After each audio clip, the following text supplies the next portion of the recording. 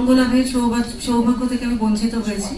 আমার সবকিছু জানা আমার মা, এবং অনেক গুণী মানুষ আছেন বাবার পরিচিত, নজরুলের পরিচিত, তাদের কাছে আমি অনেক শিক্ষা লাভ করেছি, অনেক জানতে পেরেছি, এবং তা থেকে আমি তুলে ধরছি আজকে।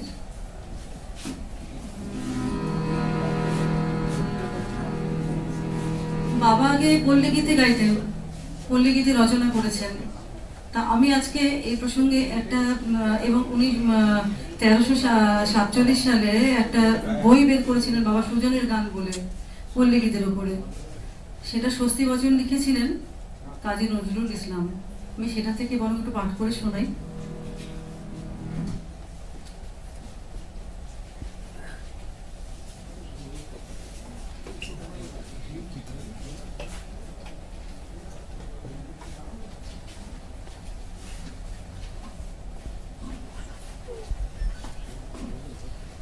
উনি লিখছেন, শ্রীমান গিরিন চক্রবর্তী সঙ্গীত শিল্পী, আমার বিশেষভাবে পরিচিত।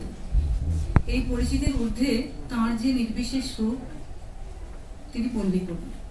পল্লী সঙ্গীতের প্রতি তার প্রীতি, তিনি পল্লী কবি বলেন। ভুঁই চাপার মালা পরা ভুঁই মালির মেয়ের মতো তার কবিতার নিরাভরণ রূপ। কালচারের কালচে পড়া আভরণ বহুল বিলাসী মনের কাছে হয়তো নিখুঁত মনে হবে না, পল্লীমের মতো এর ছন্দ ও গতি স্বচ্ছন্দ। তাতে নাগরিকের কৃষ্টি ক্লিষ্ট নৃত্যময়ী রূপ খুঁজতে গেলে মন ও চোখ দুই ব্যর্থ হয়ে ফিরে আসবে। শহুরে সভ্যতায় ক্লান্ত চোখ ছুটিতে গ্রামে গিয়ে তার অর্ধ অনাবৃত সহজ সুন্দর রূপ দেখে যেমন জুড়িয়ে যায়, আমার চোখ তেমনি জুড়িয়ে গেছে শ্রীমান গিরিনের সংগ্রহ ও স্বরচিত গানগুলির অনাড়ম্বর শ্রী দেখে। এর গানগুলি করে মনে হয় পল্লী সঙ্গীত সংগ্রহ করতে করতে এর রসের আনন্দের ছোঁয়া এর হৃদয় স্পর্শ করেছে। সভ্যতার আওতায় মানুষ হয়ে আমরা আমাদের অনুভূতিকে প্রকাশ করি যত রকম পারি জটিল কুটিল করে। প্রকাশের জটিলতাই আধুনিক সভ্য কবিদের ভঙ্গি বা ডিকশন। পল্লী কবিদের প্রকাশ ভঙ্গি পল্লীবাসিনীর মতোই সহজ সরল, কোথাও বা হয়তো অর্ধনগ্ন, কিন্তু সে নগ্নতায় কোনো কামনার আমন্ত্রণ নাই, আছে আত্মভোলা মনের মাধুরী। এরা যেন প্রকৃতি প্রেমিক, এরা একেবারে ভিতর ঘরের আত্মীয়। বাহিরের শুষ্ক আসনে এদের স্থান নেই, এরা প্রকৃতির অন্তরে স্থান পেয়েছেন। সেই আন্তরিকতার প্রেম শ্রীমান গিরিন পেয়েছেন। শুধু এইটুকু বলার জন্যই আমার এই ভূমিকা। শ্রীমান গিরিন আমার অনুজপ্রতিম স্নেহভাজন। তাঁর লেখায় যদি কোনো খুঁত থাকে, আমার চোখে তা ধরা দেবে না ওই প্রীতি সম্বন্ধের জন্য। শ্রীমান গিরিনকে জানি, চিনি, তাঁর লেখাতেও তাঁর সেই সহজ সাবলীল পরিচয় পেয়ে আনন্দিত হয়েছে। তিনি নিজেকে ফাঁকি দেননি, যা নন তা হতে চাননি, এতেই তার লেখা সার্থক হয়েছে।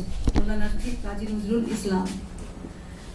তা এই যে নাও ছাড়িয়া দে, পাল উড়াইয়া দে, আল্লাহ ম্যাগ দে, পানি দে, এইসব গানের সৃষ্টিকর্তাও কিন্তু আমার বাবা। গান গাইয়েছিলেন আব্বাসুদ্দিন সাহেবকে দিয়ে। অনেক হঠাৎই অল্প বয়সে আমার বাবা মারা যাওয়াতে এই তথ্য কিন্তু সব অজানা রয়ে গেছেন। অনেক মানুষ উঠে এসেছেন, খ্যাতির মধ্যেও কখনো গেছেন বাবার হাত ধরে, কিন্তু কোথাও কখনো বলতে শুনি না। একটা খুব বিখ্যাত গান আমি একটুখানি দু লাইন শোনাচ্ছি, নজরুলের, কাজী নজরুল ইসলামের লেখা বিদ্রোহী কবিতা। 90 বছর উপলক্ষে তো প্রচুর অনুষ্ঠান হলো। আমি দু লাইন শোনাচ্ছি, আমি কিন্তু পারছি না এইভাবে গাইতে, তাও শুনুন। বাবা সুর দিয়ে 1952 সালে এটা রেকর্ড করেছিলেন। বলবি বল উন্নত মমশি শির নেহারি নেহারি শির নেহারি আমারি ওই নত শির শিখর হিমাত। বলবি বল উন্নত মমশির শির নেহারি আমারি ওই নত শির শিখর হিমাত। বলবি বলবি বলবি। বাবার গলা খুব নজরুলের পছন্দ ছিল। উনি বিদ্রোহ, এই স্বদেশী পর্যায়ের স্বদেশী গানগুলো গাইতে বলতেন, এবং বাবা অনেকগুলো দেখা গেছে পরীক্ষা করে কম করে 40টি গানের সুর বাবা দিয়েছেন নজরুল ইসলামের লেখা। আমি তার মধ্যে কিছু কিছু গানের একটু একটু করে শোনাচ্ছি। হ্যাঁ, একটি কাব্যগীতি, তবে এইটি সুর নিয়ে অনেক বিতর্ক আছে। তাও আমি যে গানটি এখানে শিখেছি ওই গানটি শোনাচ্ছি একটুখানি।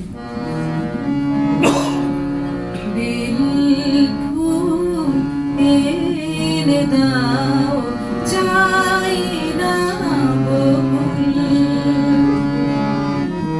চাই না হেনা, এনে দাও আগের মুকুল।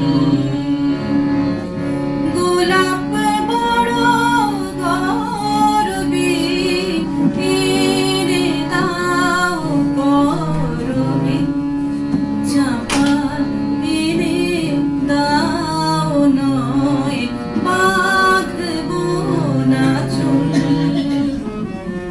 বেল ফুল এনে দাও, চাই না বকুল।